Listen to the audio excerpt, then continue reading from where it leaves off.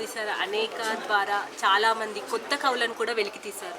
అదే ఇప్పుడే ఆవిష్కరణ అయిన పుస్తకంలో 57 మంది యువ కవులు ఉన్నారు. మొత్తం 57 మంది కవులు ఉంటే అలా 46, 47 మంది యువ కవులు ఉన్నారు. వాళ్ళు కూడా వాళ్ళ బహుజన నేపథ్యం నుంచి, ఎస్సీ ఎస్టీ బీసీ సామాజిక వర్గాల నుంచి వాళ్ళు ఎట్లా ఎదిగి వచ్చారు అనేది వాళ్ళకు వాళ్ళు రాసుకోవడం అనేది అది నిజంగా చరిత్ర. ఎందుకంటే ఒకప్పుడు ఒక స్థాయి వచ్చిన వాళ్ళు మాత్రమే తమకు జీవితం గురించి, తమ వెనుకబాటుతనం నుంచి వచ్చిన నేపథ్యం గురించి, కులం గురించి అప్పుడు చెప్పుకునేవాళ్ళు.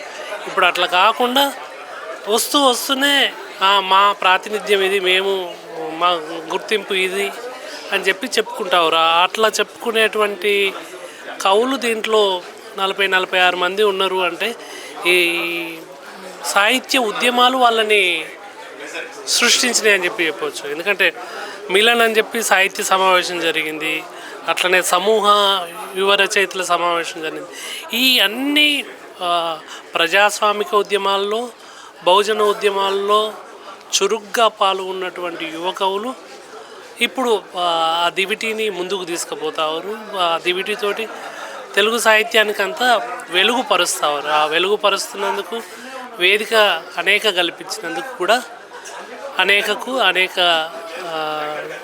సంపాదకులు, సమయమంత్రి చంద్రశేఖర్ శర్మ కావచ్చు, మిత్రులు స్కైబాబా గారు కావచ్చు, వాళ్ళకు ఖచ్చితంగా అభినందనలు తెలపాల్సిందే. ఈ సంచిక తెలుగు సాహిత్య చరిత్రలో ఒక కొత్త అధ్యాయాన్ని సృష్టించబోతూ ఉంది. ఎందుకంటే అన్ని భావజాలాలకు సంబంధించిన వాళ్ళు, అన్ని అస్తిత్వ రంగాలకు సంబంధించిన వాళ్ళు అందరినీ ఒకే వేదిక మీదకి తీసుకురావడం అనేది ఇన్నేళ్ళు ఏ పత్రికలు కానీ, సంఘాలు కానీ, సంస్థలు కానీ ఎప్పుడు పనిచేయలేదు. ఇప్పుడు భిన్న అభిప్రాయాలు ఉన్న వాళ్ళందరినీ కూడా ఒకే వేదిక మీదకి తీసుకొచ్చి వాళ్ళ అభిప్రాయాల్ని ప్రజలతో, పాఠకులతో పంచుకోవడం అనేది ఒక కొత్త అధ్యాయాన్ని ఈ సంచిక ప్రారంభిస్తుందని చెప్పవచ్చు.